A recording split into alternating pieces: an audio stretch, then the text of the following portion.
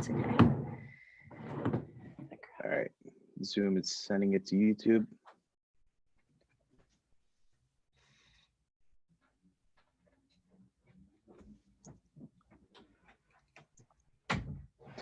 Oh, we're live now. Oh, perfect. All right. You try to get it up. Make sure it's. Yep. Perfect. Okay. I'll just start pandering to a audience. Great. Yeah, let's give people time to get in. I think those two watching now are you and me. Great.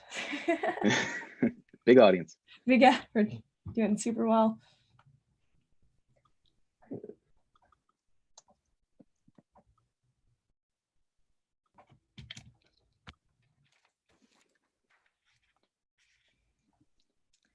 If anyone's watching, say something in the chat so we know you're there. Yeah.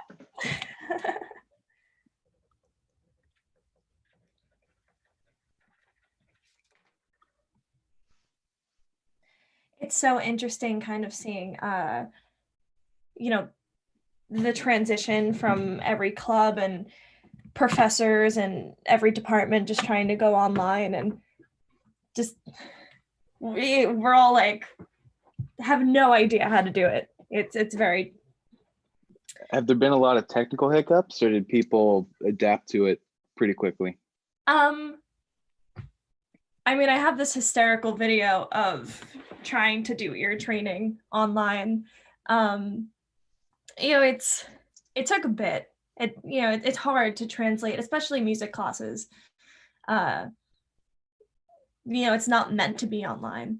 So, and also the fact that our professors are musicians for the most part and not very tech savvy. So it's been a ride. It's a movement for sure. Yeah, I guess it's sink or swim, right? Yeah. You can't give up. Yeah. So. All right. There's 3 people watching. People will jump in. We're going to record this anyway, and I'll send you the video to upload on the Music Business Club channel. Thank you so much. Thanks. Yeah. All right. So I'll just do it for the video. Hey, everyone that's watching. Welcome to the Music Business Club. We are back. I hope everyone is safe and healthy and inside. These are extremely trying times, so I hope that everyone is doing the best that they can. Tonight we have an amazing guest speaker who is a Berklee alumni and also former president of the Music Business Club. So welcome, Dan Cervantes. Thanks for having me. Yeah, of course. To be here. Yeah, Dan is a music industry marketing and business consultant. He has worked with artists, labels, publishers, and sync companies to refine their business models, improve their marketing capabilities, and manage music releases. Dan is currently working with George Howard at GHStrategic. Previously, Dan was a campaign manager at PledgeMusic, managing e-commerce and direct-to-consumer marketing for artists such as Anna Nalick and Weird Al Yankovic. And as I mentioned, he is also a Berklee alumni. So tonight we'll be discussing life after Berklee, GHStrategic, and Dan's new series, the Remote Musician's Handbook, which discusses digital marketing during these unprecedented times. So, yeah, thanks for having. Thank you.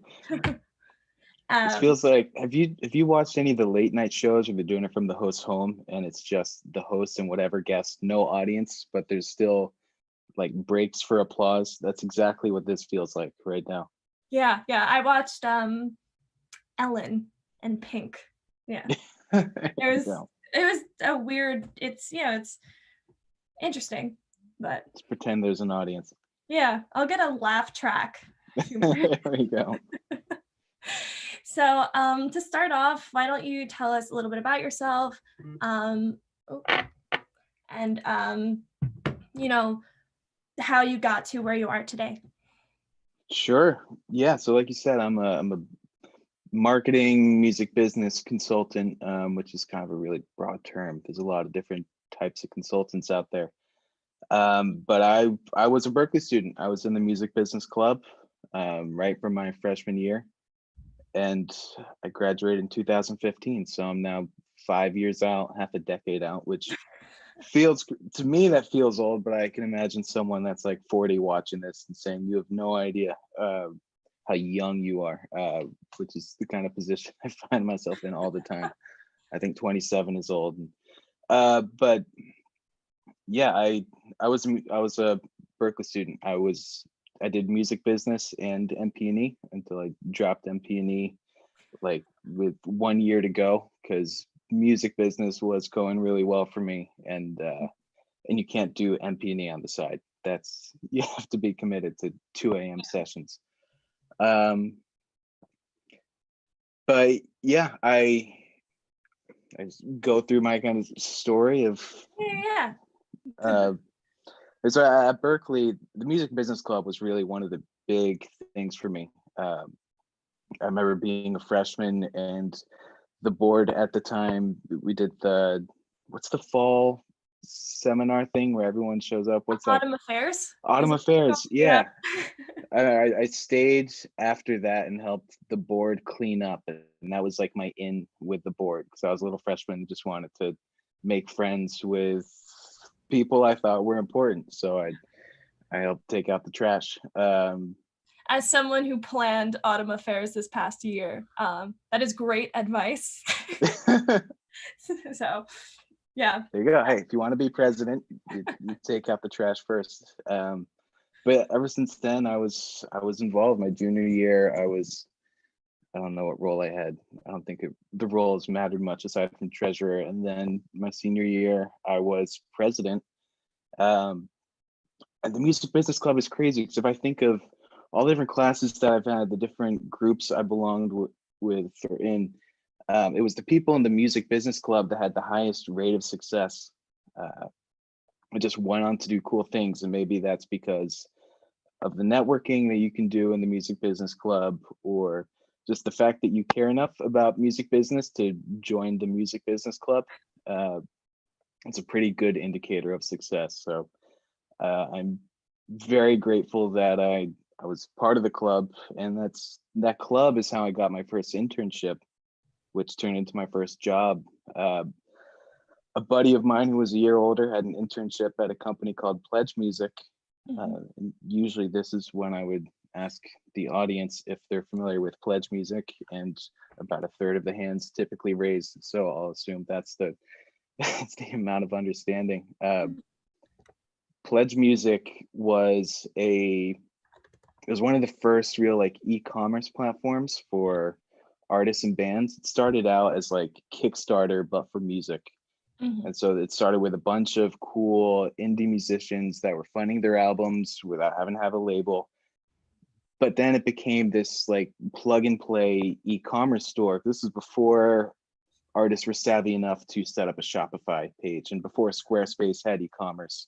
So they would sign up for PledgeMusic, and we'd help them come up with a product mix, vinyl, t-shirts, selling guitars, things like that, as well as the marketing play behind it. The idea was if you bought anything through the PledgeMusic store, you got access to all this behind the scenes content. So it's kind of like a fan club. And I interned at PledgeMusic for a year and a half, which is a wild amount of time to do an internship. They paid me, which was nice, which was rare. I don't know what it's like right now if all music internships are still unpaid, but it was totally rare to find a paid internship when I was a student. So I stuck around because they were going to pay me, and I figured if they were going to pay me as an intern, they'll probably pay me when I graduate. And they did. So I graduated on a Friday or whatever, and the next Monday I started my job, which was crazy. And that's rare, and there's no advice I can really give to say this is how you can start a job 4 days after graduating, aside from find an internship that you really love and get to know the people. I spent a lot of time in the COO's office, this guy named Jace Varden. So I just hung out with him, and we both liked some of the same bands, and some of my favorite bands had done PledgeMusic campaigns, so I could just kind of shoot the shit. and that worked. And I wasn't the first intern they hired, so I knew what to expect because this company had a history of hiring interns. And yeah, so I had a job managing these. I wasn't managing the album releases, but I was managing kind of the direct to fan side of it, the e-commerce side, the marketing, and which was perfect because that meant I got to interact with artists and managers every day, and it wasn't being stuck in a mailroom or it felt like my job mattered, which was really great. And I worked with some cool bands. Anna Nalick, who I think the world of. Megadeth, who I got to work with because their campaign manager was on paternity leave. So I got to work with them for a month and a half. Wow. Set up a campaign for Weird Al Yankovic. And I quickly realized after maybe a year of working there that the company was mismanaged and I didn't like the way they were running things. So I quit without having a backup plan and moved to New York. I was still living in Boston. And George Howard, who I'd had as a teacher at Berklee and had a good relationship with, I kind of asked him what to do. And I told him, I think I want to be a consultant, but I don't really know what that means. Mm-hmm. He's like, well, rather than going off on your own, why don't you come work with me and I'll help you figure it out. And that was 3.5 years ago. So since then, it's been me, George, and a rotating cast of characters acting as marketing consultants, which means a different thing every day. Yeah. I don't know if there's anything you want to unpack in that. Yeah. So kind of going off of working with George Howard. So you're a strategic consulting firm, and on the website, you say that you help companies find product and market fit via your models, which emphasize purpose over product. Yeah. So kind of diving into GHStrategic, like what can you talk about not confusing purpose with product? Yeah, and George explains it much more eloquently than I ever could, but there's this really, really amazing essay from like the 1960s. I'm blanking out the name of the author, but this guy's talking about the railroad industry, and the railroad industry was way different 100 years ago than it was today. 100 years ago, it was the transportation industry. It was responsible for moving goods everywhere. And they viewed themselves as the train industry, the railway industry, rather than the transport industry, rather than the logistics shipping industry. So when things like planes came around and trucks came around, instead of going off and picking up some of that work and starting a truck shipping service and starting an airline, they just had blinders on and they said, we're a railway company, this is what we do, and they fought against all the innovation that was happening outside. And so when you're, as a company, if you just focus on your product, someone is going to come along with, they'll be able to do it for cheaper, or they'll have a better product, or they'll just have a fancier packaging, and you'll lose. You can't compete if you're fighting product by product. Like take Apple, for example. Arguably their laptops, and I'm a huge Apple head, but arguably their laptops are not as good as similar priced PCs. Right? But we all buy Apple computers because we feel like we're going to be more creative, or we're going to be able to finally record that album or write that screenplay or whatever it is because we have an Apple computer, because that's their purpose. That's what they're trying to bring out in you. Or it's like Nike, right? Yeah. I couldn't tell you the difference between a Nike shoe and Adidas or anything else, but Nike is just do it. It's not about selling shoes. It's about getting people active and feeling good and having some kind of aspirational value. So that's kind of the lead into how we work with companies. They're usually too focused on on their product and not thinking enough about what their purpose is. And once you're thinking about the purpose, that opens up all kinds of things like different products or artists for how they should be marketing themselves. If they're just thinking about pushing songs, they're not really thinking about their brand and what they mean to their audience.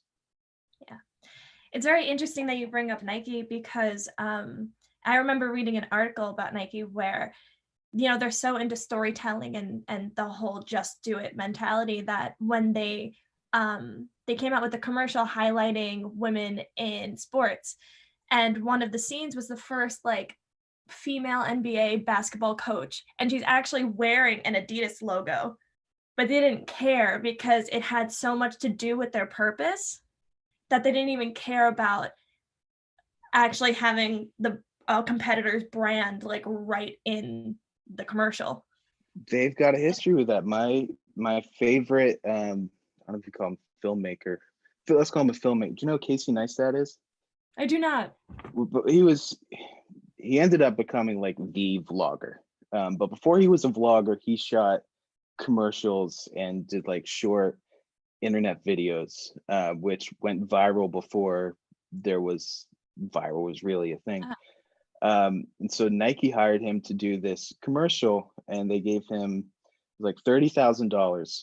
And he's like, what am I going to do with $30,000 for this Nike commercial? So he decides to plan a trip. It's 11 countries in 9 days. He takes his friend around with him, and he just records it's a like 3-minute video of him and his friend going to a bunch of different countries. They're not wearing any Nike gear at all. It's called Make It Count. It's just about making the most of the opportunity. And I thought that was so cool. That came out in like the early 2010s, I think. And that was their biggest video on YouTube for a long time. It was so impactful. And whereas if he had just done a fancy shoe commercial, right? Yeah. No one would have cared. That's awesome. Yeah. So it's definitely telling that, you know, that model sticks out in consumers' minds, because I cannot name another shoe brand's commercial, you know, offhand. Yeah, so, right. So kind of, you know, diving more into what you do on a day-to-day, we were talking about this earlier, but, you know, COVID-19 is turning businesses upside down. And so I was wondering, you know, how you guys are approaching, you know, helping these companies to not sink, essentially, you know, consulting them through this time. That's the question. How do you not sink? And no one really knows, right? But to explain a little bit more about what I do. So we come up with this idea of purpose, and we help brands realize it, and then we put that into their marketing and their communications. So social media, email, just the way they talk about themselves in public. And that's fine when there's not a crisis going on, right? Because you can just focus on two things. You focus on getting your purpose out there and engaging with customers, and you focus on selling shit, and kind of those two work hand in hand. When there's a crisis like this going on, any product marketing goes out the window, and all of a sudden you're just focused on purpose, because there's nothing else you can do. It looks wrong to do a 20% off sale or something like that when the world is burning down. And a lot of places can't do that. I advise a music education startup in Boston that is largely built around events and workshops and private lessons, none of which they can do anymore. And they're this really young startup. The founder graduated Berklee in 2018. Wow. Yeah, so they're like young and green, and we were really making progress getting everything off the ground. And then this happened, and we had talked about taking the company like online, which feels like a 2000 term. We're going online. But we had already built an online course for them, and we had a bunch of ideas for things like Patreon and doing live videos. And the founders just went all in on it, and they're doing an incredible job. I mean, they haven't made up all of the revenue that they've lost, but we've entirely shifted their business model online. They're doing online lessons and they're doing stuff with places like libraries and daycares. They still have to provide content for all their members. It just changed the perspective, and they're doing a lot more like free stuff and putting out in the world because they think it's more important that kids have access to some kind of music education while this is going on than trying to make a buck. And it's going to pay off for them in the long run because these people remember that and they'll tell their friends, and we're already seeing that happen. Yeah, that's awesome. Well, in your remote musician's handbook, you actually mentioned Patreon in kind of a way of generating revenue for artists. So I think that that's a good segue to kind of go into your new series, Remote Musician's Handbook. For those of you who do not know, it's about marketing during these unprecedented times, ways to build your brand online. And we sent a link out, but we'll make sure that when we post this, it's somewhere down below. Into it, yeah. I've always wanted to do that YouTube thing, like click the link down below, hit subscribe. Yeah. Thanks, guys. So, you start off the Remote Musician's Handbook with this great quote that says, "You can't manage what you don't measure." So kind of, taking a little left turn here. Yeah. As an artist being home now, you're stripped away from essentially all of your resources. So how do you build your brand online? You talk about this music marketing funnel of different stages of the customer journey. Would you be able to speak on that and what it goes to, from being just aware to becoming an active fan of someone? Yeah, absolutely. And thank you for actually reading it too. I appreciate that. So the marketing funnel is kind of the key ingredient in this. I think as soon as social distancing and quarantine talk started happening, everyone was talking about Instagram Live, YouTube Live, creating Patreons. I didn't come up with any of that, right? That's all been out there, but it's kind of been like a bunch of random advice, like, hey, you should be doing Instagram Live stuff, or you should be doing stuff on YouTube, but without a strategy behind it. And so that's where the music marketing funnel comes into place. Because if you're just going on Instagram Live because you think it's the right thing to do, I mean, cool, but it's, there's no next step. You haven't thought it through. How you're actually going to make money off of that? We can only survive on likes and viewers for so long until, we have to buy ramen or something. So the concept is, I kind of made a bastardized version of the marketing funnel or the customer journey. A lot of people talk about this in the context of buying a car, which I know as college students is not super relevant, but bear with me here. When you buy a car, you have this awareness level. You have the sense of, I know I need to buy a car. I need to go and see what's out there. I don't know what make and model. I don't know who I'm going to buy it from, but I'm going to start poking around. So someone goes and they see who the dealerships are in their area. They take a look at the type of car they would want, and then they see what their options are. And that's what's called the consideration stage. So they know what their problem is. They know they need a new car. They know what their options are. Now they need to try it out. So they do a test drive. That's a trial stage. You do the test drive. You think, I like this car more than the other one. You make a purchase. Hopefully you love it. And that's the funnel. And then maybe you come back and purchase your next car from the same dealership or the same brand. So I turned that into, what does that look like for musicians? And so for musicians, it's rare that someone has a problem that you can solve for them, or like they're going to Google something and your name is going to come up and they're going to be, thank God I found Amanda Montgomery's music, or else I don't know what I would have done. They're going to think that way down the road, but initially people just passively listen to music, right? So you've got this top level awareness of reaching people, and that's, I don't know, maybe you run an ad on Instagram for your music, or you're playing a show, so someone comes across your name. But these are the people that have no idea who you are, but they've maybe listened to a song once, they've seen your name. And then once they actually start listening to your music or giving it a shot, watching a YouTube video, whatever, they become passive fans. Still don't really care about you too much, but they've listened to a song or two, and either they get it or they don't. There's a hook.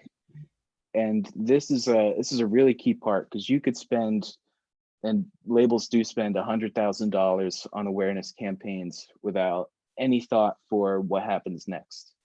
It's like Ed Sheeran's got a new album coming out. Let's just blast it. Make sure every single person in the world knows that Ed Sheeran's album is coming out. And that's kind of the plan, and that's the default for like every single record label. It's like a shotgun approach. Let's just put it everywhere. I live in Brooklyn, and so when I walk to the gym, there's just poster. It's the same poster, and there's like six tall by like 12 deep of the same poster along one wall. And it's like, I get it. This dude is playing a show or has an album coming out. I don't know what the music sounds like, but now I'm aware. And usually it stops there. But once you've hit someone once and you understand, maybe why a certain demographic is going to be interested in your music, or people that like similar artists are going to like your music, you can target them a lot more specifically and cater your message to them. And that's when they start to become passive fans, and they start giving you a chance. And then if they like your music, they'll become what I call active consumers, which is them actually like following you on Instagram, maybe following you on Spotify, listen to your music regularly, and it's just fun. Gradually they become super fans. They'll listen to you over and over again, and hopefully they're sharing your music. That's the real key, is for someone to love your music so much they feel compelled to tell all their friends because they think their friends are missing out. And yeah, you have to think. If you don't think about it in that funnel, you're kind of taking shots in the dark. It's like pin the tail on the donkey. You don't know who you should be talking to. So I guess the big money question is, how do you convert a person from being a passive consumer to then an active fan or an advocate? Is it just really kind of catering towards, how would you go about that? And then how would you, what metrics would you look at to quantify that? Yeah, so there's always got to be some like connective tissue or something that this person that doesn't know who you are, but there's something about you that they recognize, and that could be because you sound like a certain artist, or just the genre or where you're from. You need to really put some money behind what your connection is with this audience that you're targeting. Which I think a good example. Every other Berklee guitarist sounds like John Mayer, right? Yo, facts. There you go. But so, and at Berklee, that's a cliche, so it's never going to work. But outside of Berklee, that's still a cliche, but less of one. And so, if they targeted people that like John Mayer, they would have a better shot. Or maybe they posted a video of them doing some John Mayer licks or something. You know that certain amount of people are going to watch that and think that's awesome. And so now that person is way more interested in the type of music that person is playing than if they posted their original song. I'm not going to listen to a song by an artist that I don't know. I don't know who they are. I don't know what they sound like. That's a really big hurdle to get someone over. So you find these little kind of sparks of connection that can bring the audience closer to you or make you relevant to them. And then you can get deep into who you are, what your original music sounds like, really why people should care, what your story is. But at the end of the day, you really need two things. You need that connective tissue between someone that doesn't know you and why they should care about you. And then you need really a content strategy for people to have some kind of emotional ownership over you. If I'm an artist, I want people to love my music so much they feel like it's theirs, right? Or that they feel like my success is their success. And if you can do that through, I don't know, through vlogging, through live streams that keep people engaged, you know, and kind of you tell the story behind songs and people care about your, I hate to use this word, like your personal brand, your personal story, they become fan. I mean, you want people to feel about you the way like diehard Eagles fans feel about the Eagles. Like Eagles fans will trash their city because they love the Eagles so much. That's the kind of connection you want with your fans, hopefully in a non-violent way. But that comes through at this stage, being authentic, being vulnerable, giving people some connection and insight into who you are in your life. Yeah. And as a general note, just kind of catering towards those who are watching, if you have any questions, feel free, there's a chat and we're looking at it so we can answer any questions that you may have. So cool. Going into, as you mentioned, live streaming, especially now that we're all in quarantine, I see everyone doing it. Every 2 seconds, I'm like, this person's live. All right. Yeah.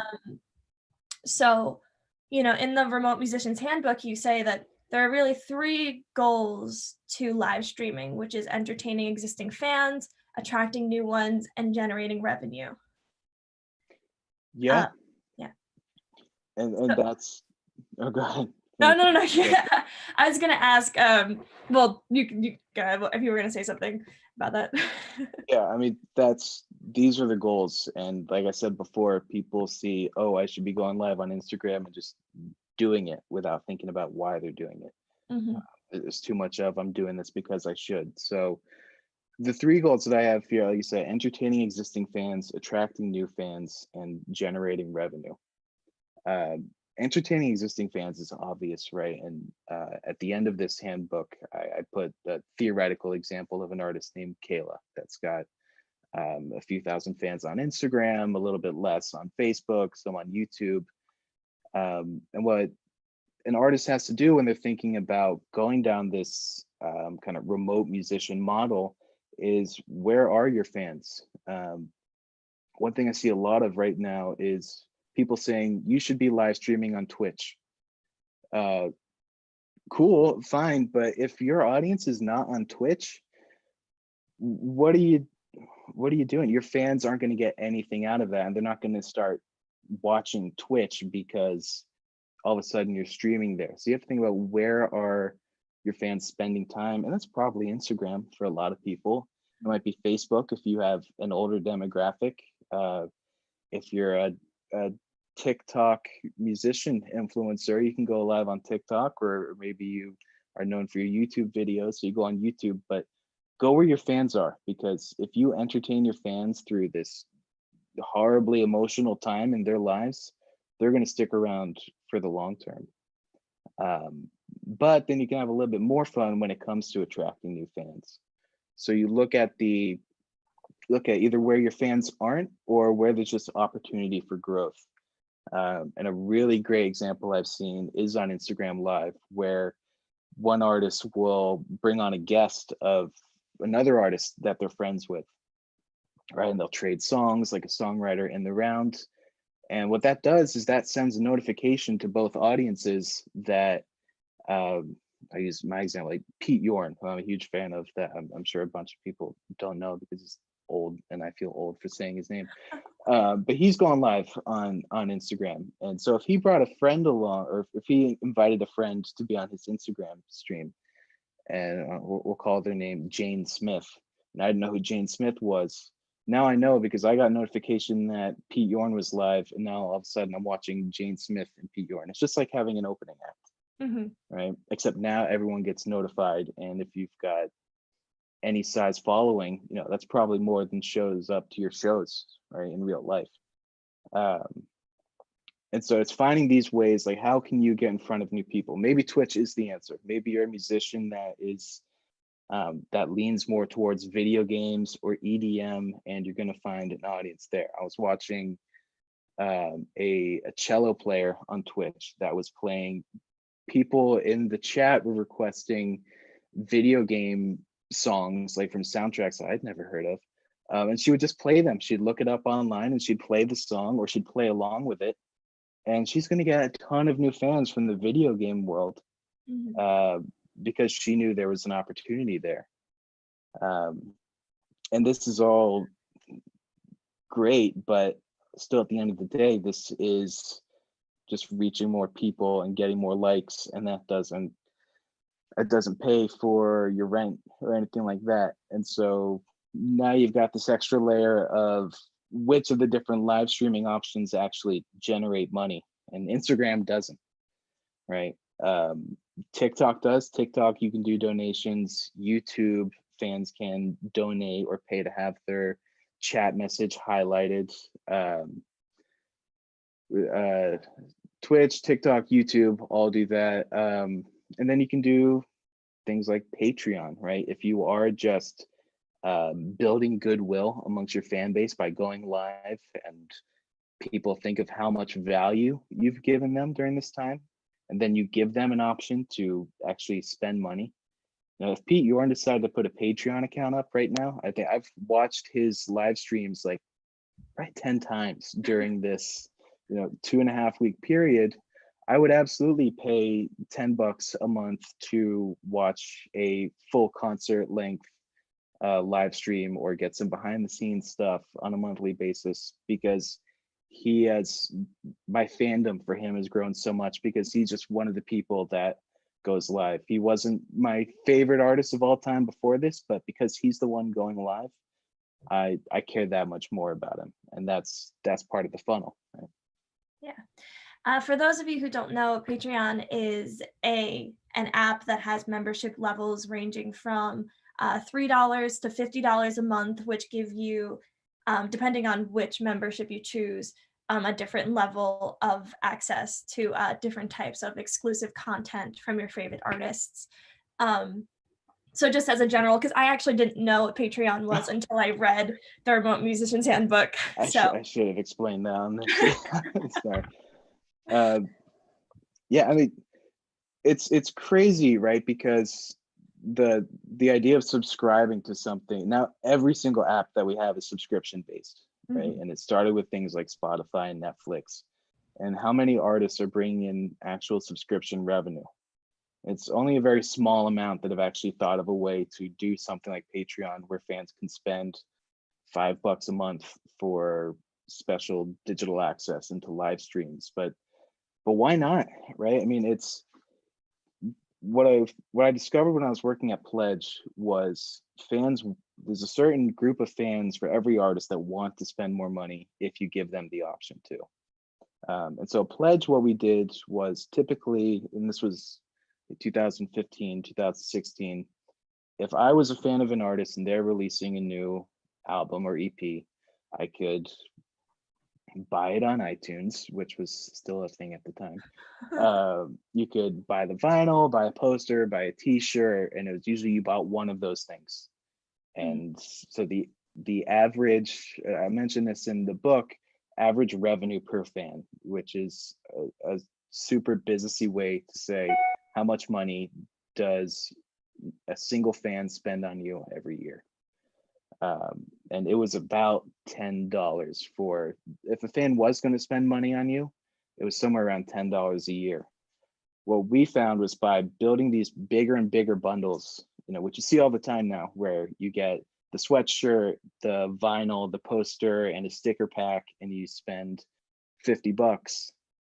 We found that if you just do a lot of that, fans will spend more because you're giving them the option to. And so we took the average revenue per fan from $10 to $50 by offering more. So you don't know until you do something like that or start a subscription model that maybe fans do want to spend more on you, and they do want more from you if you give them the option. But it's really important that they're getting value out of it. It's not a donation.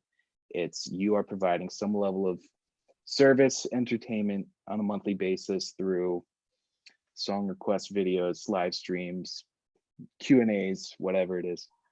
So I was going to ask, from an artist standpoint on this site to make money, what are things that you need to consider beforehand? So is it, it's exclusive content, which means that it has to be original content. Well, you know, or original, something that's not out on Spotify. Some, you know, most of us have Spotify or Apple Music, so I wouldn't pay for your subscription if I can, like, why am I paying $5 a month if I can just listen to, you know, it's so exactly, yeah.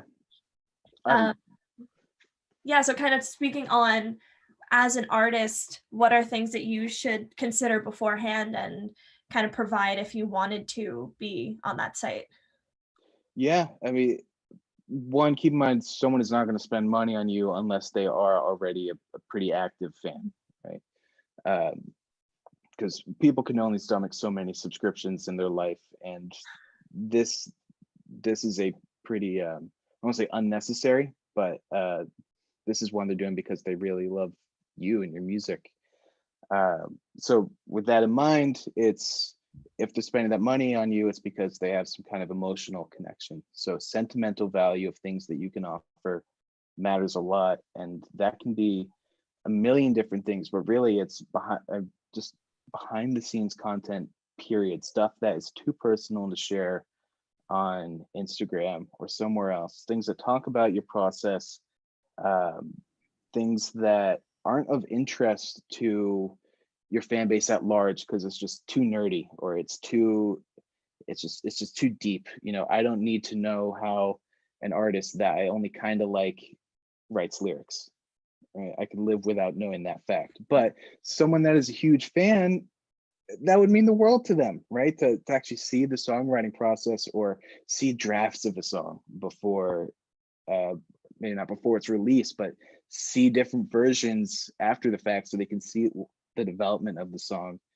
I worked with an artist called Julian Villard, who is this insane piano singer songwriter.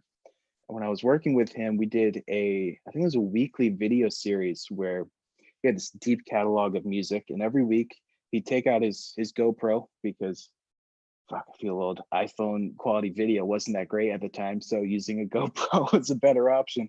I'm 27. I'm not ancient, but he would put the GoPro on his piano and he'd go through a fan favorite song, and he'd play it acoustic, so that's awesome because now you've got an acoustic version of the song to watch and listen to. And then he would talk about either the story behind the song or what was going on in his life or what inspired it. And so in total, that took up about 10 minutes. It was a 10-minute long video. And we got that every single week. And so that's another important part of this Patreon idea and subscription, being consistent and putting out content so fans get something out of it. You can never compete on quantity. You're never going to have as much music as Spotify or as many videos as Netflix, but you can have this deep sentimental content that comes out on a regular basis. And then with those two things, so sentimental value, consistency, and think about the time and resources that are required to actually make this content, right? Because if you're doing a 10-minute video every week, it's not too bad. That's maybe an hour to put all of that together. And you want things like that, where it doesn't matter if you have 5,000 people paying every month for your content or only 3, it takes the same amount of time to create that one piece of content. Whereas if you're offering something personalized, like I'll write a 30-second song for everyone that pays $15 a month, and then 200 people sign up at that level, that's a lot of 30-second songs to write up and make unique. So what can you do that scales, essentially, that is going to mean the same to everyone that watches it, but doesn't have to be personalized? Yeah, that's phenomenal advice. And because you think of personalized doesn't need to actually be catered towards one specific person, which I think is a misconception. So thank you for speaking on that. And that kind of drives home the point of quantity doesn't matter if the purpose is there. Yes. So yeah, thank you. If there's any tying that all together, that was really good. I do what I can. So going back to purpose for 1 minute and GHStrategic, what are some success stories that you guys have from companies using your model, or maybe you can go into more detail about specific models? Yeah. So one client that I've had for a long time now, the estate of Errol Garner, who jazz musician that died in 1977. When he was in his prime, he and Louis Armstrong were the two most popular jazz artists. They're the most televised jazz artists. And you've heard of Louis Armstrong, you might not have heard of Errol Garner's name, because when he died, his material was like locked away. And so a lot of the jazz artists that we think about that are great right now, like Miles Davis, John Coltrane, Louis Armstrong, they stayed so popular because someone was still out there promoting their catalog and making money off of it. Errol Garner, when he died, his music wasn't being promoted. He had actually sued Columbia, got all of his music back in 1962, which no artist had that level of power before. That was probably one of the first examples of an artist successfully suing a label and getting all their rights back. Wow. And so in 2016, 2017, I started working with them, and the goal was really to make Errol relevant again and find the people that still cared about Errol, or people that didn't know him but would care, and get his music back out there. And they had a really great team around them, but they were kind of missing why people cared about Errol. And this is what we call the mirror of desire. So if anyone's taken George's, I think it's his creative promo new media class, or maybe does in ethics, he talks about the mirror of desire. So Harry Potter, right? The mirror of desire, and the philosopher's stone, or sorcerer's stone. He stands in front of the mirror and he sees what he wants most in the world. He sees an idealized version of his life, really, and that's him with his parents. Ron stands in front of it. Ron sees himself holding up the Quidditch cup. And so that's what a great brand is, and that's why Nike is great, because when people see Nike, it's like there's a mirror and they see a more athletic version of themselves. Or that's what Apple does. People see a Mac computer and they see a more creative version of themselves. And so that's kind of what artists do too. They make you feel either better about yourself or like someone else understands you. And so what Errol did, Errol was this bouncy, joyous musician and you can hear it in his studio recordings. You can hear him grunting happily as he's playing the piano, because he's doing it so loud that the mics on the piano are picking it up. And he's just bouncing there, and he's got this amazing swing. And that's what people loved about him. So when I first started working with them, they had maybe 20,000 followers on Facebook. And keep in mind, he died in 1977, so his fans are old. And I found a really lovely video of him performing live, and I said, let's put this out there. And that reached over, or I don't know how many people it reached. It got 120,000 views without spending any money. We just threw it up on Facebook, and people shared it over and over and over again. And we reached 6 times the amount of people than what we had actually captured on that actually followed the page.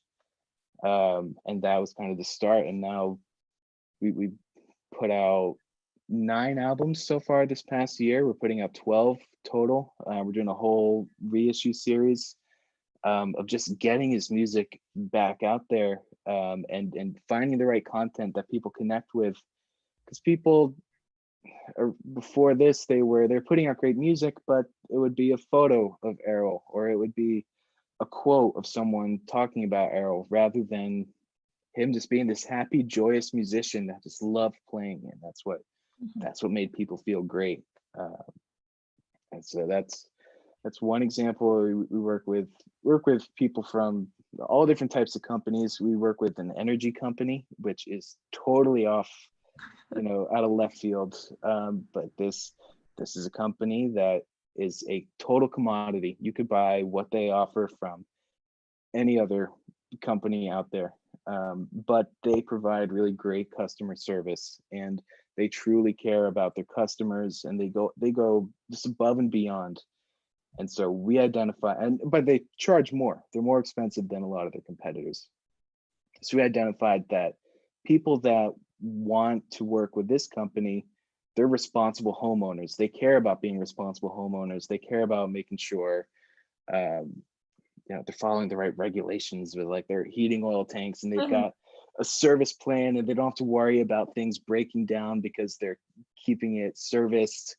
And so that's their mirror, that they are the company for responsible homeowners. And once we discovered that, we put that into our marketing, and they started selling equipment like there's no tomorrow, because that's what people resonated with. They didn't really care that they were buying some type of oil tank or whatever. They cared that it was someone understood them that was selling it. Mm-hmm. Gotcha. Yeah, no, the difference between a company that really knows their demographic and leans in with their purpose rather than their product, the outcome is just, it's memorable, and it sticks in your mind. And that's all George, by the way. All credit to him. The amount of people we consult for, and we say purpose over product, and then they end up just taking that and putting it as their tagline, because once they get it, and they live by those words. So if you see that phrase out there from some random company, that's probably because George spoke with them, and he's just like the business whisperer. He says those words and people's eyes light up and get inspired. And if you've taken a class with him, you get that too. Yeah, I have him for ethics now, and he totally opened my eyes to a new, and it's interesting because you would think that that's so obvious, but it really isn't until someone explains to you purpose over product, and you're like, oh shit, and then you lead with that. That's why it's powerful, because it's obvious once you see it. It's one of those things like where once you see it, you can never unsee it. And I don't want to give him too much credit. He's amazing, and that's it. It totally works. And I encourage artists to think about that too. Why should people care about you? What do you represent? And sometimes it feels like cold and too businessy to think about, like, what's my brand, or why do my fans like my music? And it's not because you've got the best beat. It's not because maybe your voice is great, but that's not enough. How many great singers go unknown, right? There's something that makes people care about you, and then you need to, when you figure out what that is, that becomes your social media strategy, your content strategy. That's how you talk to fans, because they care about it as well. I mean, I grew up in like the emo world, like Hawthorne Heights and Blink-182 and all, like Taking Back Sunday, Jimmy Eat World. It was all these angsty musicians writing kind of either sad or angry music. And so of course teenagers buy into that. They see someone understands me. This guy gets my what I'm going through right now. And so, like Jimmy Eat World, for instance, Jimmy Eat World was the first band I ever saw live. And so that dude doesn't have the best voice, and they're not the best songwriter. They're good, but I just connected with the music they were putting out, and that's why I became a fan. So you're never going to be the best at anything, but if you can connect with people, that supersedes any type of talent or production quality or flash.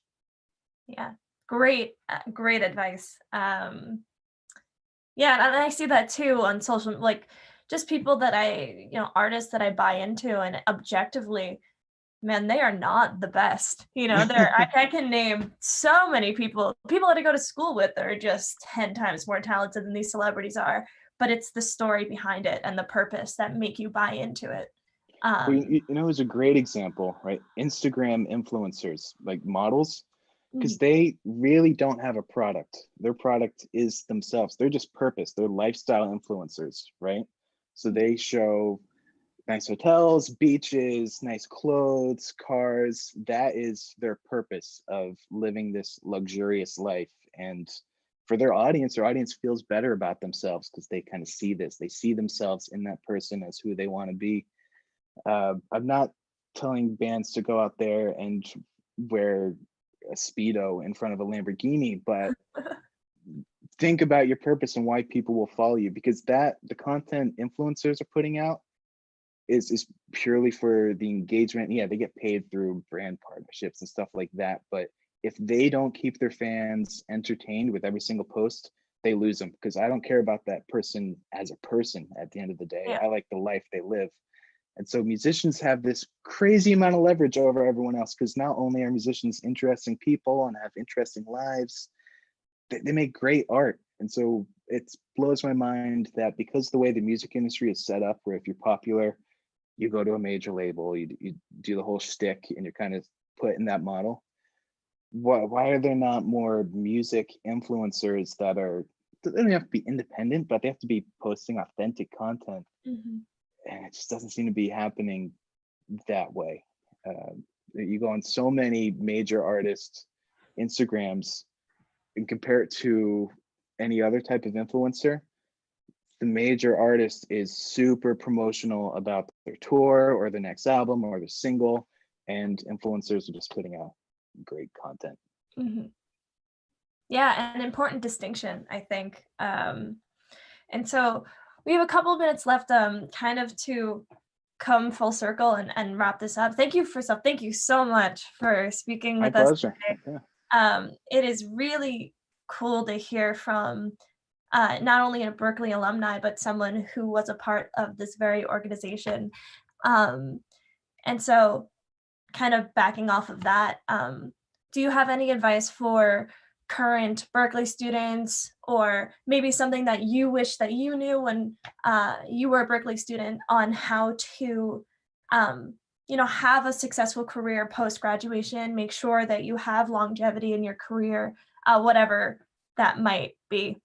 Yeah, I mean, I think for music business students specifically, if you think of yourself like a photographer and that's how you're going to sell yourself when you graduate. So what I mean by that is your grades aren't going to be the thing that gets you a job, right? It's going to be your portfolio. So like a photographer has their portfolio of photos they've taken, and that's how they get new clients. You need a portfolio of work, and it doesn't have to be groundbreaking work. It doesn't have to be doing huge album releases. It just has to be something that proves you have the aspiration and the interest to go after this. You're going to work hard, that you're creative, and everyone should do an internship, but they should also be doing something on the side that is really what their passion is, or what they want to go out and do in the world. If your dream is to work for a record label, you should be coming up with marketing plans for your friends' album releases, and you're never going to be surrounded by as many great musicians again